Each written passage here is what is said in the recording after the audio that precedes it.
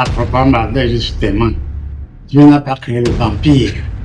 Prendre du sang, c'est d'abord faire intentionnement du mal. Le vampire ou la vampire ne devrait pas vider le sang d'autrui. L'enfant qui vient de naître est juste potentiellement vampire. Il faut un certain nombre de rituels pour qu'il y ait éveil. En réalité, nous sommes africains, nous parlons par l'air. Comme on dit au quartier, on sait très bien, au sens africain, il y a certaines choses qui ne peuvent être faites que par des vampires ou des ex-vampires. Donc, au sens africain, le vampire, c'est d'abord un agent secret, un agent gardien, un agent de connaissance. Il y a beaucoup de vertus, mais les plus cancres se contentent du sang humain, alors qu'il y a beaucoup de choses qu'on peut faire.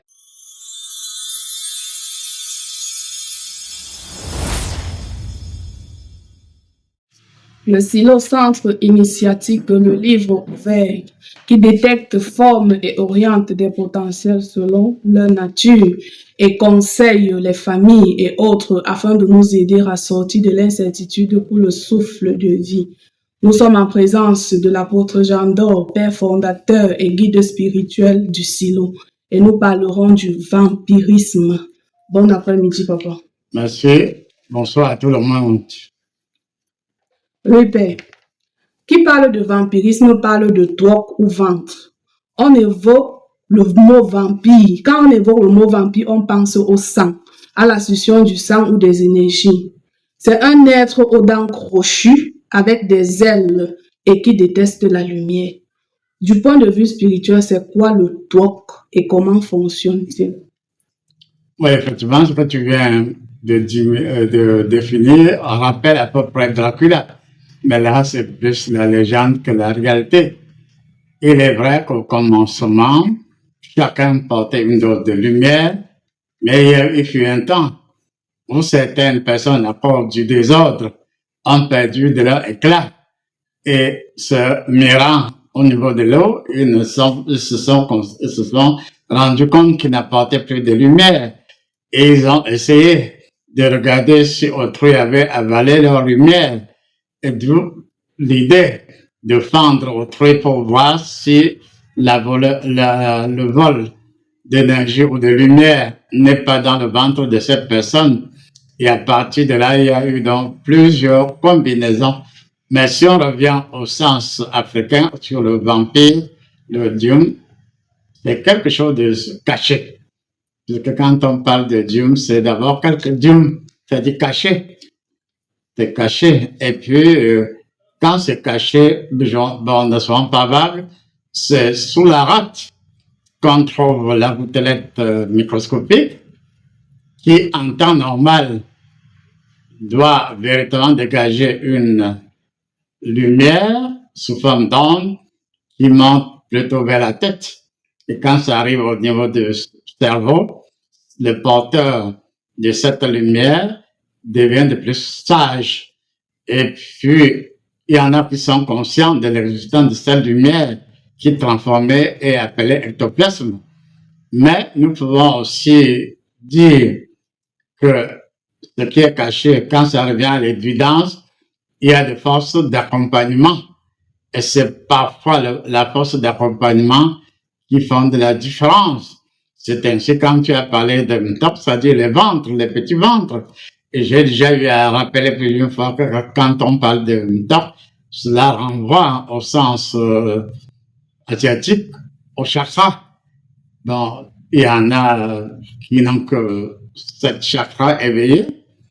Il y a les super qui ont 9 chakras. Il y a des super qui ont jusqu'à 12 chakras. Donc, par conséquent, le Dium, c'est celui qui a quelque chose de caché.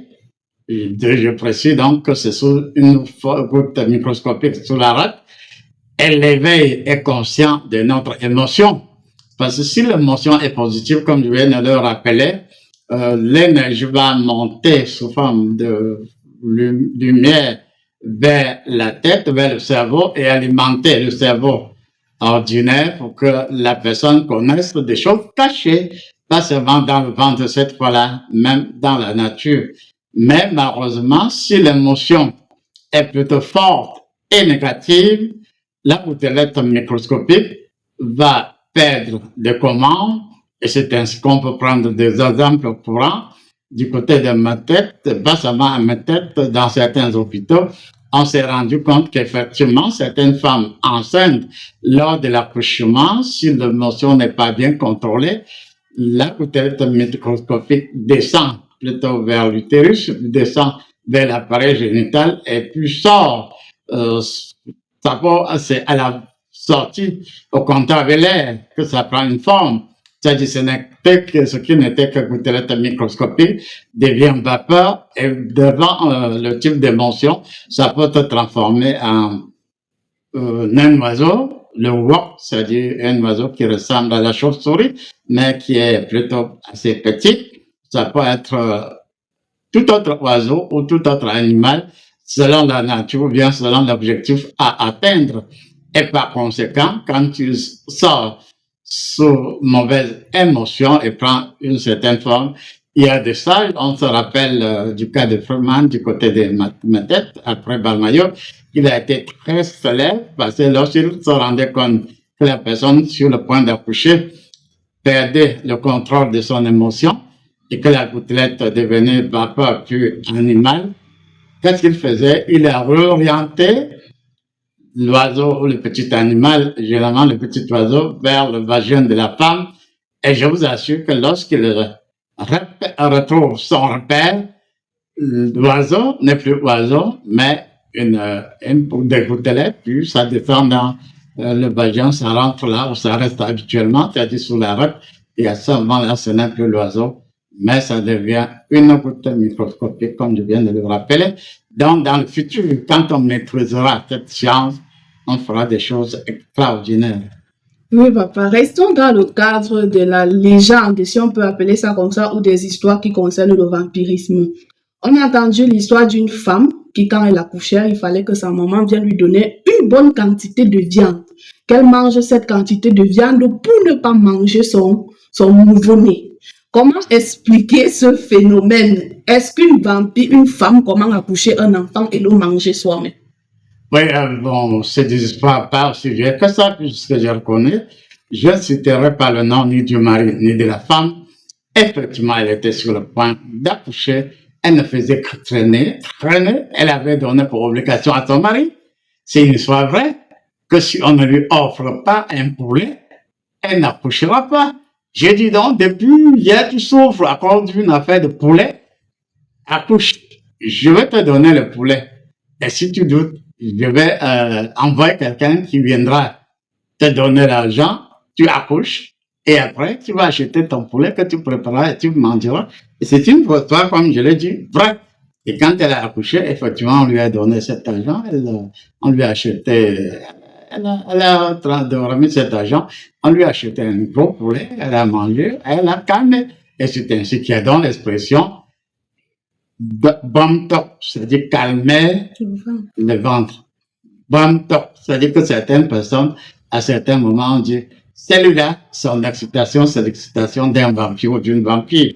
Par conséquent, une torgnose, c'est-à-dire, ses ventres sont en train, ça boue.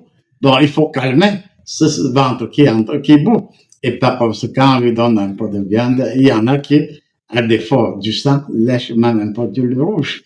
Et l'instinct animal se calme. Oui, c'est une histoire vraie. D'accord. Les vampires qualifiés de voleurs d'énergie, est-ce juste une méthode de suivi qui leur permet de ne pas se désintégrer ou alors existe-t-il une autre façon pour eux de se nourrir sans pour autant puiser dans autrui ou boire du sang? Ouais, normalement, le vampire ou la vampire ne devrait pas vider le sang d'autrui, puisqu'en réalité, oui, le vampire vient, parce qu'il vient, il entre dans la maison, puisqu'avec la technologie que maîtrise le vampire ou la vampire, même si les portes sont hermétiquement ouvertes, la vampire arrive au niveau de la fenêtre de la porte, puis, comme sur le plan de la physique, rien n'est totalement vide, puisque cette table n'est qu'apparemment solide. Donc, il se fait un chemin, entre dans la chambre où la personne est endormie, endort davantage la personne, et vient maintenant à travers son bec, ou je ne sais quoi, perce un trou et généralement c'est vers le poumon, vide effectivement un peu du sang pour se remplir. Et le plus souvent, quand l'opération est finie, il y a juste quelques gouttes de sang, comme si on avait été piqué par un moustique, par une anophèle, oui. Et puis, parfois, il arrive que le vampire ou la vampire vide tellement sa victime que la victime est incapable de se relever du lit parce qu'elle peut trop vider. Il y a des cas même où la mort peut s'en suivre, puisqu'il y en a le niveau de maîtrise, mais il y en a qui n'ont pas du tout le niveau de maîtrise, donc c'est absolument vrai. Mais le paradoxe, c'est que là où le vampire, passant la nuit à vider, même si la personne, le vampire ou la vampire vide 1 litre du sang, mais le paradoxe, c'est que à son réveil, elle aura plus faim que jamais, puisqu'elle va chercher à compenser ce qu'elle a fait. Elle a passé toute une nuit à vider du sang, et le jour qu'elle va manger soit de la viande, soit en tout cas toute autre chose pour compenser son désir éveillé qui ne s'éteint pas si rapidement que ça. Une maîtresse a eu à surprendre la conversation de ses élèves, où l'un disait « le sang de la maîtresse est sucré ». Mais curieusement, cette maîtresse se rend compte que ces enfants qui disent que son sang est sucré et qu'ils ont eu à faire le tour chez elle pour goûter à son sang sont plus idiots et très bêtes à l'école, donc ils ne s'en sortent en rien. Mais pourtant, on qualifie les vampires comme des êtres très intelligents, avec un QI très élevé, parfois même des surdoués. Comment expliquer que dans la même race, il y a ceux-là qui sont si idiots et d'autres tellement intelligents? Oui, c'est-à-dire qu'effectivement, l'enfant a qualifié, le sang est sucré. Et le sang est tellement sucré que même en classe, c'est normal, là, c'est scientifiquement démontrable. Le sang a été tellement sucré que l'idiot est perdu dans le goût du sang de la maîtresse qui est suffisamment sucré au propre virgule, c'est effectivement sucré. Et le pauvre compare le niveau du sang de la maîtresse à un autre niveau. Effectivement, là, comment dirais, l'opérateur se perd dans son objet et il n'y a pas de contrôle puisque j'ai dit que tout compte fait. Le niveau du vampire dépend déjà même du mode d'initiation. Puisqu'on aime aller trop vite en besogne. C'est-à-dire que l'enfant qui vient de naître est juste potentiellement vampire. Il faut un certain nombre de rituels pour qu'il y ait éveil. Et généralement, le rituel le plus courant, c'est à partir des 3 pierres du foyer, c'est-à-dire 2 femmes, 2 expertes sont là, devant témoin. On passe le bébé après certaines incantations au-dessus du foyer, et puis l'autre reprend le bébé et le renvoie.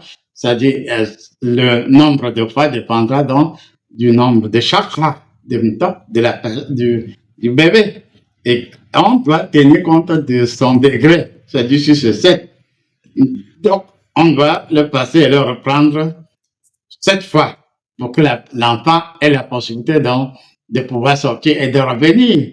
Et quand c'est au-dessus du feu, il doit avoir le courage de traverser la chaleur du foyer sans avoir un peu trop peur. Et après le foyer, donc, il y a maintenant la porte. Et quand j'ai décrit la scène d'une vampire que certains d'entre vous connaissent, elle a rappelé qu'effectivement, ses parents, après le foyer, c'était au niveau de la porte. C'est-à-dire, il y a une des vampires, des initiatrices qui se tient dehors, l'autre dedans, et puis on te passe et on te renvoie. Ça veut donc dire que tu vas apprendre à sortir. Et sortir, ça veut dire quoi? L'oiseau, je ne sais pas quel animal sort du ventre. Si c'est la femme, c'est de son vagin. Si c'est l'homme, de l'autre côté, c'est pas l'anus. C'est pas si compliqué que ça. Et à partir donc de là, quand l'enfant sort comme un oisillon, on voit comment il y a des difficultés de voyage, il y a des difficultés. Et tout se joue même au niveau de l'initiation à l'envol. Puisqu'il y en a qui sont tellement peureux qu'ils ne vont pas loin.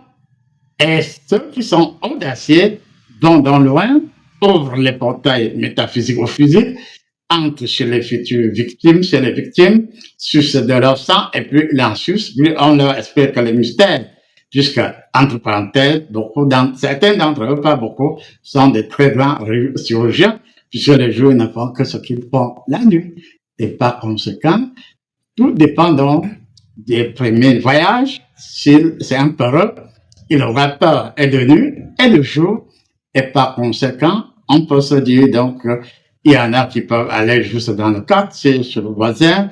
Il y en a qui peuvent aller loin. Il y en a qui peuvent aller dans d'autres villages, dans d'autres pays. Il y en a qui peuvent se retrouver loin, même dans d'autres continents. Ça dépend de l'audace des moments de l'initiation de la personne qui s'est super entraînée et qui maîtrise par la suite les 4 éléments et va un peu plus vite. Ruse, manipulation, tromperie, c'est comme ça que certains qualifient les vampires, à cause de leur capacité psychique très développée. Et Dieu dit aussi que tout ce qu'il a créé est bon, et ce fut pour le servir. Et les ténèbres ont toujours été au service de la lumière. À la base, quand Dieu créait le vampire, c'était pour quel but? C'était quoi le rôle fondamental du vampire? Non, à proprement parler, justement, Dieu n'a pas créé le vampire. Je viens de dire que c'est une erreur. Les premiers hommes, longtemps même avant qu'on donne un nom au processus du vampirisme, l'homme avait porté une lumière. La lumière était au niveau de sa poitrine, c'est-à-dire au niveau de l'hypocondre. Et on mesurait la qualité de la lumière, le taux d'énergie par rapport à la lumière. Même dans l'étude chez les Asiatiques, on sait bien qu'il y a l'aura. On voit, il y a l'appareil de Kirlian, à travers lequel on voit le potentiel lumineux de la personne. Et à partir de là, on peut initier beaucoup à la lumière positive, mais on peut être aussi idiot, c'est-à-dire que l'initiateur ne maîtrisant rien, et à partir de là, le futur vampire s'embrouille dans son apprentissage, et à partir de là, il perd beaucoup de ses qualités. Je dis donc que si on peut parler scientifiquement, c'est une erreur de manipulation. C'est-à-dire ceux qui se sont regardés dans l'eau et ne voyaient plus leur image, c'est parce qu'à cause des fortes émotions négatives, ces personnes se sont vidées. Ces personnes se sont donc vidées et on crut que si elles sont vidées, comme je l'ai dit au début, c'est parce qu'on a volé de leur lumière alors qu'il n'en est rien. Ce sont les émotions négatives qui vidangent la personne. Il y a donc des cas où l'enfant est potentiellement vampire, mais pendant que la main l'entraîne, il suit bêtement l'enfant, la mère, et puis il apprend à vider du sang. Mais il y en a qui sont audacieux, certes, ils sont avec la maman, mais arrivé à un certain niveau, il prend son chemin, pendant que la mère prend le sien avec les enfants les plus idiots, au propre et au figuré, c'est pas qu'on se moque d'eux, parce qu'ils suivent comme des totos la maman, mais il y en a qui ont des reflets de se dire, non, si je sais déjà voler sous forme de petits oiseaux appelés wok, si je sais déjà voler, si je vole en tant qu'oiseau, en tant que moi aussi, ça m'aiguise ma curiosité et à partir de là, pendant que la maman est chez le voisin, ou je suis en train de faire tel autre enfant est en train de voir ce qui se passe autrement ailleurs. Je me rappelle que dans mon enfance, j'avais été curieux et je voyais par ce qu'on appelle habituellement dédoublement, je me moquais même de ceux-là qui, au lieu d'observer la nature, de puiser de l'énergie de la connaissance naturelle, beaucoup de sens. Donc, ils étaient là au petit niveau. Et c'est là le problème. Donc, ça veut donc dire qu'il y a complexité dans l'initiation au vampirisme, mais les plus futés et initiés positivement l'enfant, puisque en réalité, nous sommes africains, ne parlons pas en l'air, comme on dit au quartier. On sait très bien, au sens africain, il y a certaines choses qui ne peuvent être faites que par des vampires ou des ex-vampires. Et je vous ai rappelé plus d'une fois que mon oncle Ma mère avait amené chez quelqu'un et puis celui-là était vampire. À un moment donné, il regardait vers la tombe de son papa et il disait pas pour le travail comme tu m'as laissé de travail. Et mon grand-père maintenant aussi était parti quelque part parce qu'on volait un peu trop chez lui. Il voulait une protection. On lui a dit bon, c'est bon, on va te donner quelque chose pour te protéger.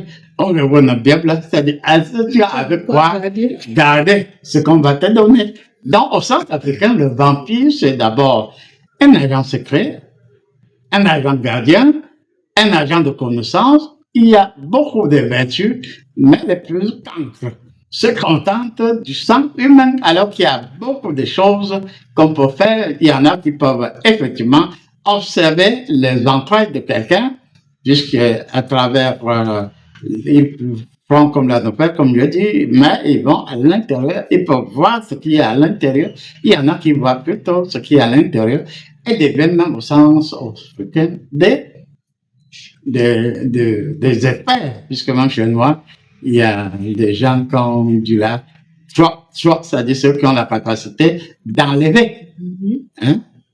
Il y a même tout un quartier dans mon village où il y avait des experts par rapport si on t'a mis quelque chose qui n'est pas bien. Ceux-là ont aussi la capacité avec le vampire de voir et par le processus enlever, ils enlevaient et puis on les reconnaissait pour ça. Donc au centre africain, les chakras, les ventes avaient des rôles spécifiques, sauf qu'avec le temps, l'ignorance a fait perdre le rapprochement par rapport à la connaissance pourtant formidable de l'être vampire.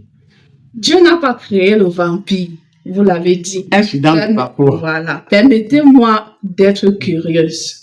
Le vampire qui pas boit le sang, vous dites il cherche sa lumière. Quel est le rapport entre le sang et la lumière? Est-ce que c'est en buvant le sang de son frère qu'il retrouve sa lumière? Non. S'il dit pas de lumière, vraiment, il se trompe pas lui-même. Prendre du sang, c'est d'abord faire intentionnement du mal. C'est très bien que tel, il est jaloux de tel ou tel. Ou bien tel l'a provoqué.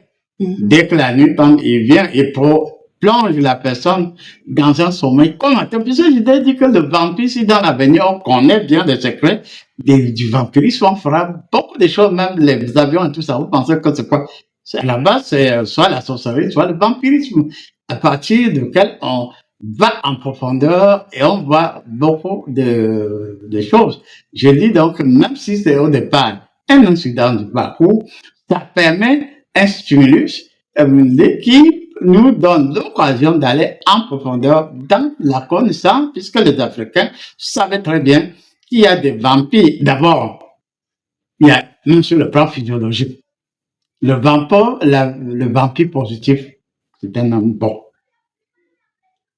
C'est lui qui se charge du sang de A, de B et de C, un mélange de sang. S'ils sont à l'écoute, qui comprennent cela. C'est-à-dire, le mélange de sang là, ça fait un mauvais mélange dans son ventre. Et par conséquent, à la longue, les pires des vampires ne sont pas, ils sont tout bons. Il est vrai que dans les films, on donne l'impression que le vampire est beau, c'est pas vrai. Tu prends du sang A, B, C, ainsi de suite, plus tu es pollué, et parfois même au sens propre. Puisque quand tu bois le sang, là, ça peut avoir, tu peux boire le sang d'un tuberculeux.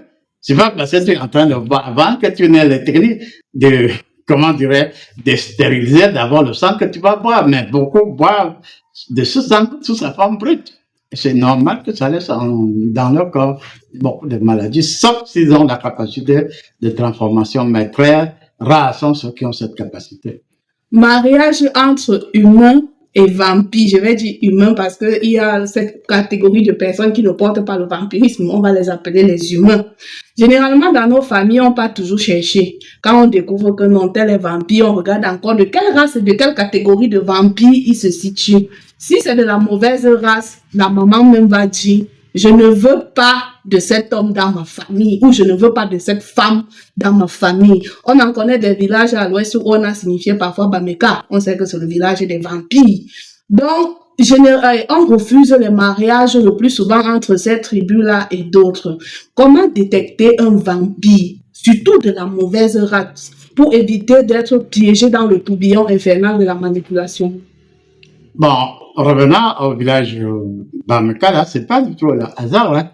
C'est-à-dire que c'est un peuple, au départ, qui aime beaucoup, dont les membres se mangent beaucoup. Tu me manges, je te mange. C'est parti de ce principe que tous les Bameka sont devenus, avant, je ne sais pas quelle est la situation aujourd'hui. Tout cela, c'est une vieille histoire où tu me manges, je te mange. C'est aussi vrai, non? C'est vrai. Puisqu'il y a les vampires qui se mangent. Puisque le vampire de 9 peut facilement faire une victime de la classe de 7, ainsi de suite. Et on peut dire aussi que, avant, c'est aujourd'hui qu'il y a embrouille. Avant, je leur ai dit aujourd'hui, mon père avait nécessairement parmi ses femmes au moins une vampire. Et tout grand notable, à ce que je sache, a dans sa concession au moins une vampire. Et généralement, bon, il est vrai que dans la classification d'aujourd'hui, on ne respecte plus trop les normes. Mais au départ, la vampire, selon ses grades, donc la plus puissante, puisqu'il pouvait y avoir donc plus d'un vampire d'une vampire dans une concession. Et c'est à l'entrée qu'on plaçait. De nos jours, il y a encore des autres, on place n'importe qui, n'importe comment. Mais avant, la vampire la plus terrible était mise à l'entrée. Et le père de la concession, qu'est-ce qu'il faisait? Il faut rappeler l'histoire pour que ça serve les jeunes. Le père plaçait la vampire la plus terrible donc à l'entrée de chez lui. Et il prenait soin, puisque c'était des grands notables, d'entretenir la vampire. Donc il revenait avec de la chefferie, de l'occasion, avec beaucoup de viande.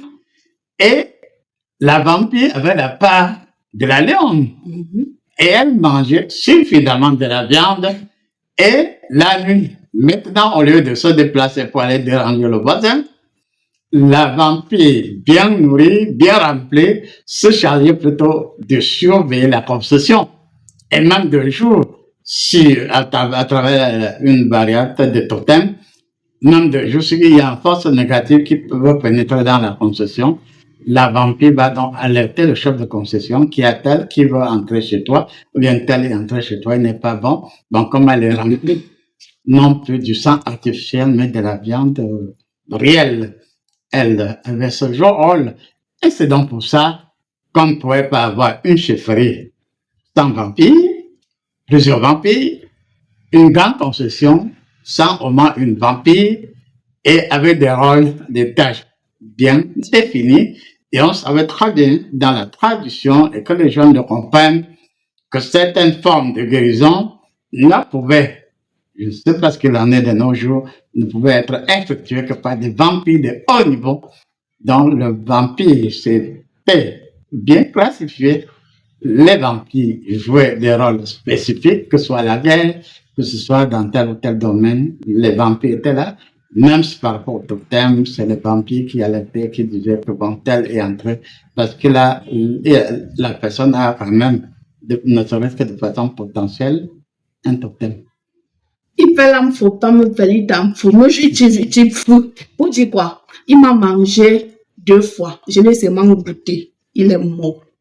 Peut-on ramener le vampire qui a déjà goûté au sang ou surtout à s'ouvrir à la lumière et à l'univers de la science pour le progrès et des grandes découvertes? Comment procéder? Bon, celle qui dit qu'on l'a mangé 2 fois, elle a fait, non. Ça dépend du niveau de la rancune. Ça dépend du niveau de la mauvaise émotion. Le sang humain n'a que 5 litres de sang. Donc, si même si c'est une seule fois, elle prend 4 ou 4 et demi. La victime a de fortes chances de mourir. C'est justifiable. Et comme il a dit... Elle a seulement goûté, hein, papa. Elle n'a pas mangé, elle a goûté. Non, c'est une façon de parler. Elle a vidé. Il faut appeler chercheur. Elle a vidé la personne, ou bien elle a injecté dans la personne un poison. Soit elle a pris un peu de sang pour goûter la qualité. Peut-être que la qualité n'était même pas bonne pour lui, pour elle, ou pour lui. Et par conséquent, la personne injecte le poison dans le corps, oui, on peut tuer. Les vampires peuvent empoisonner par leur système vampire. Mhm. Ce sont aussi des personnes très frivoles et instables. Comment aider le vampire à se comprendre, à contrôler ses pulsions et aller au-delà de ses ventes? Oui, effectivement, tout se joue au niveau de l'initiation. Tout se joue au niveau aussi des initiatrices, puisqu'il y en a qui sont suffisamment méchantes. Et quand elles initient un bébé, elles veulent que le bébé leur ressemble, ou bien fait brûler des étapes à ce bébé. Et par conséquent, le bébé qui grandit, qui est audacieux, qui n'a pas de discernement, peut se tromper de chemin. Il y en a qu'on peut facilement attraper. Soit il y en a qu'on attrape et puis on restitue contre rémunération, mais tout dépend donc de l'initiation, de la nature de l'initiation, de la nature des initiatrices. Donc il y a plusieurs paramètres puisqu'il y en a qui sont en même temps vampires et sorciers. Et ces personnes sont davantage terribles. Et on se dit qu'on peut juste puiser des expériences réelles du vampire pour arriver à des espoirs. Le vampire que vous avez formé votre frère, vous faites naître n'importe comment, a la capacité d'entrer chez vous. Le vampire ou la vampire a la capacité comme l'anophèle, puisqu'elle peut venir aussi sous forme d'anophèle. Oui, elle peut se transformer en anophèle et vous pique. Et à partir de l'injection de l'anophèle, bon, anophèle artificielle, bien entendu, elle voit ce qu'il y a dans votre corps. Elle voit la nature de votre corps, de vos organes internes. Et à partir de là, on peut donc dire que le scanner n'est qu'une pâle copie de ce qui se faisait ou de ce qui se fait dans le vampirisme. Par conséquent, comme c'est juste une copie, on peut même perfectionner l'aspect scanner pour aller même dans les plus grands moindres détails et puis améliorer davantage la science. Le vampire, on sait que les plus grands herboristes, tu ne peux pas atteindre un certain niveau en herborisme sans avoir le ventre. Et c'est pour ça que j'ai dit que avant, on demandait à quelqu'un, oui, on va te donner tel remède. Est-ce que tu as avec quoi garder? Ou bien on va te donner tel pouvoir. Est-ce que tu as avec quoi garder? À ce moment-là, on peut dire donc que oui, on peut donner avec quoi garder, mais ce sera comme dans le cadre du vaccin, un vampire modulé, organiquement modifié. Et pendant que nous mangeons les lèvres en Afrique, que ce font les Blancs en fait?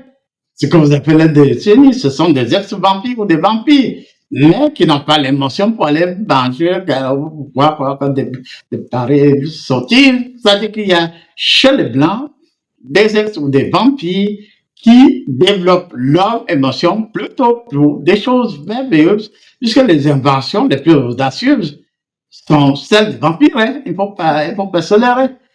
Sont des grands inventeurs. Mais plus tu as modifié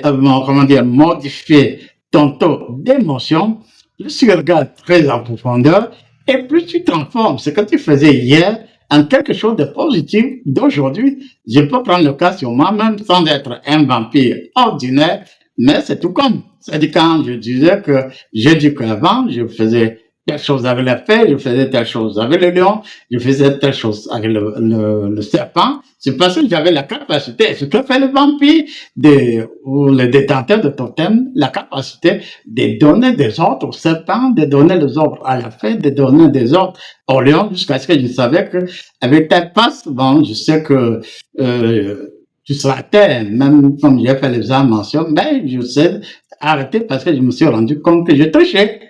Mais j'ai reconnu que j'étais triché parce que ma nature ne me permet pas de tricher. Mais un autre dit tu fais va tricher, mais emballé.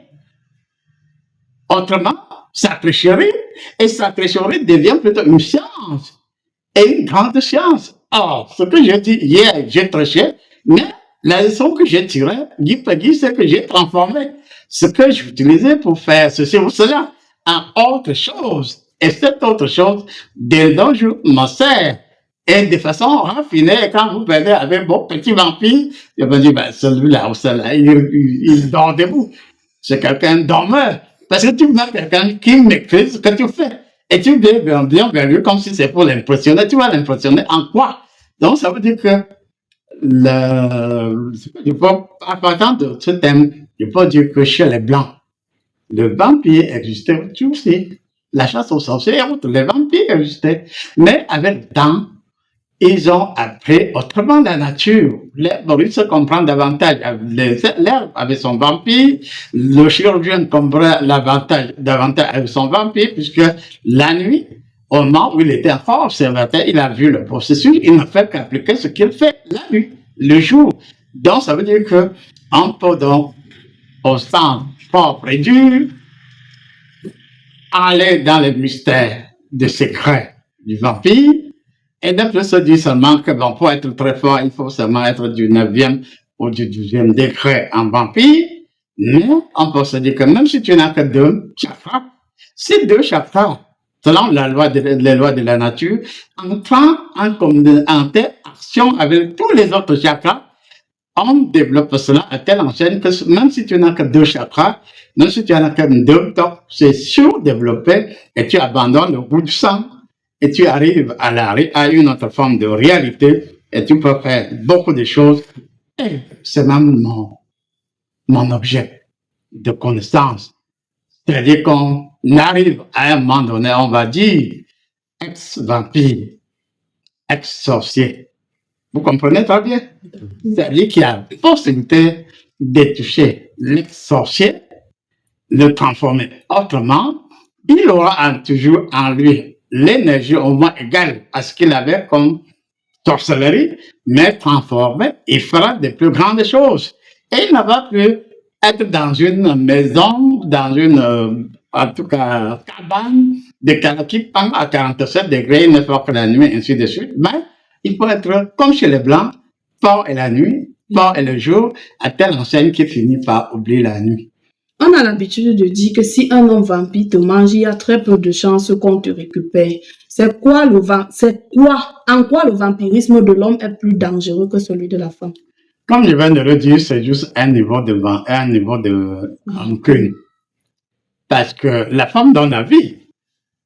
Et elle fait toujours elle calcule toujours le pour et le contre. Puisqu'il faut bien éduquer, enseigner à la jeunesse. C'est-à-dire que la femme donne la vie.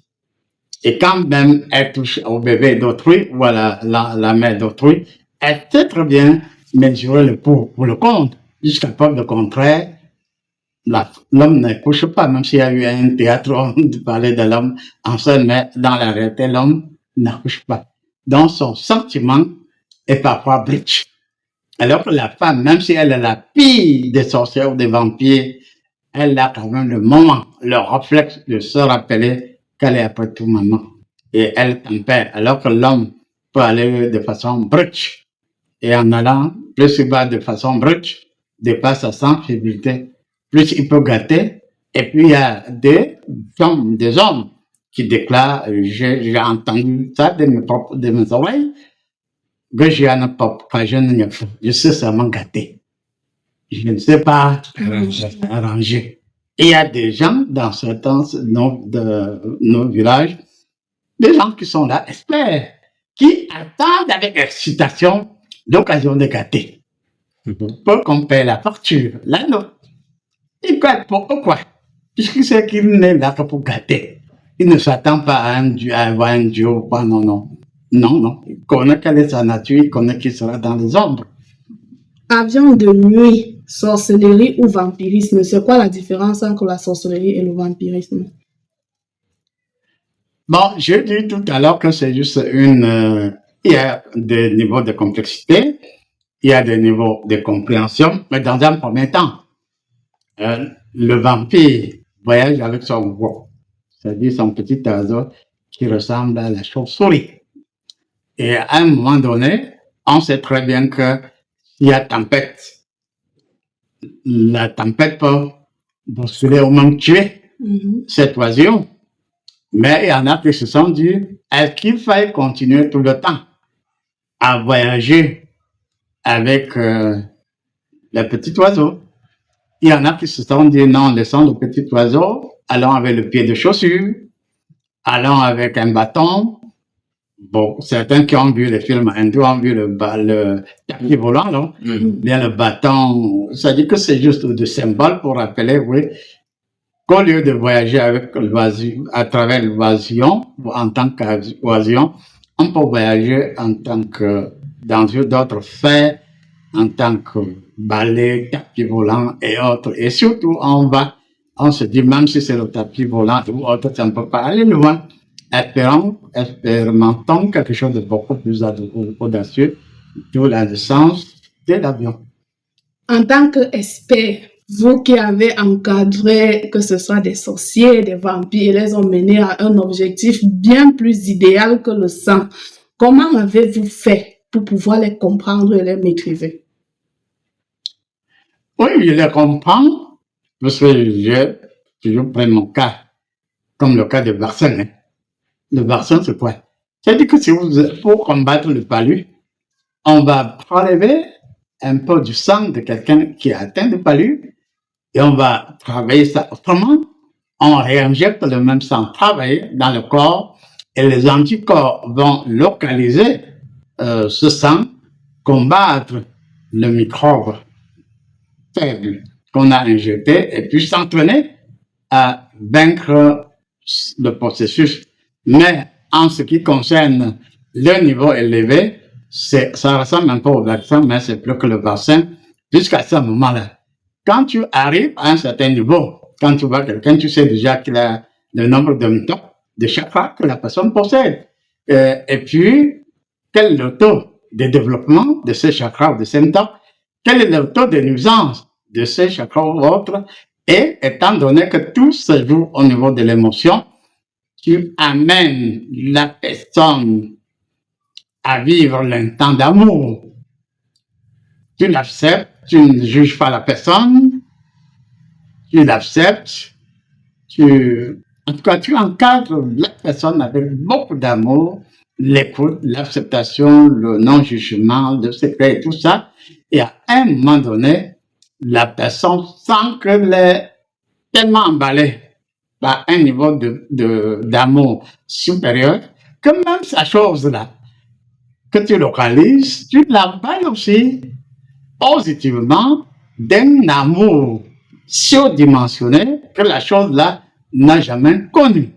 Et à partir de là, progressivement, la personne sent, dans certains cas très élevés, il y a possibilité, puisqu'on sait où se localise, puisque j'ai constaté à plus tard que la retraite microscopique, c'est pas seulement sous la rate, ça peut être dans tout autre organisme du corps. Puisqu'il y en a qui ont su, quand j'en parle, que bon, on aura à les localiser à partir de leur rate. Il y en a maintenant qui se logent, ça peut être sous la rate ou tout autre organe, et mutent la retraite microscopique, mais même si c'est muté, quand tu es entraîné, tu as la capacité de voir où se trouve cette retraite et que deviendra la retraite. Est-ce une panthère, est-ce un oiseau, est-ce ceci ou cela. Et après, maintenant, on peut soit remplacer la retraite microscopique par quelque chose de positif, soit transformer plutôt la retraite microscopique, mais généralement, c'est la méthode la plus difficile. La plus difficile. Puisqu'il y a une expression qui dit, dans ma langue, Dieu, comme le conduit. Comme on l'a conduit. On ne peut pas aimer le vampire. Bon, là, c'est vraiment une façon de parler. Parce que tu as beau l'aimer, la nuit tombée, il va toujours se rappeler qu'il a besoin du sang. Et comme la personne est habituée de toi, tu es sa première victime. Tu risques d'être sa première victime. Et c'est sur ça qu'on s'est basé pour dire, comme on l'a conduit. Mais en réalité, il est vrai qu'il y a des essais et erreurs, mais on peut finir quand même par aimer le vampire et le vampire vous aime et puis vous lui donnez la possibilité d'avoir à se transformer soi-même, c'est-à-dire des nouveaux types d'émotions. Et la personne se rend compte qu'avec les nouveaux types d'émotions, elle peut accomplir des prouesses. Et à partir de là, elle va un peu plus vite. Pour ne pas être théorique, nous sommes aussi là. Il faut appeler chacun. Les plus audacieux sont les ex-vampires. Aussi vrai qu'un plus un égale 2 dans le grand thème. Je dis bel et bien, et j'assume ce que je dis, les plus futés aussi, sauf ce sont des ex-vampires ou ce sont des vampires. Les ex-vampires s'en tirent.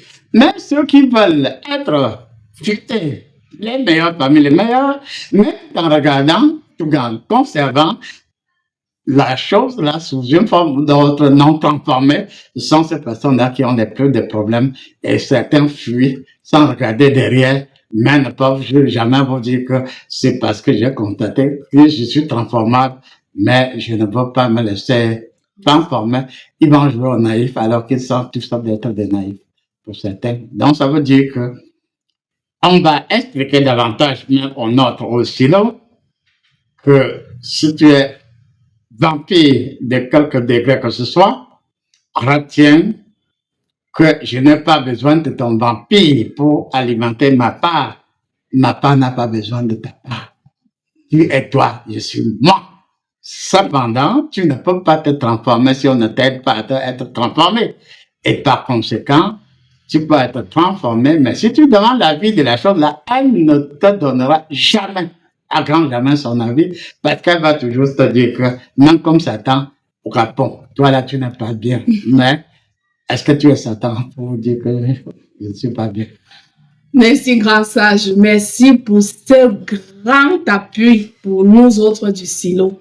Et si cette capsule vous a intéressé et que vous êtes fatigué des situations désagréables de vos vies et que vous êtes fatigué pour les conscients de boire du sang et que vous aimeriez expérimenter ce qu'il y a au-delà du sang, n'hésitez pas de prendre rendez-vous avec l'apôtre Jean d'Or. Le silo vous ouvre grandement ses portes. Merci et amen.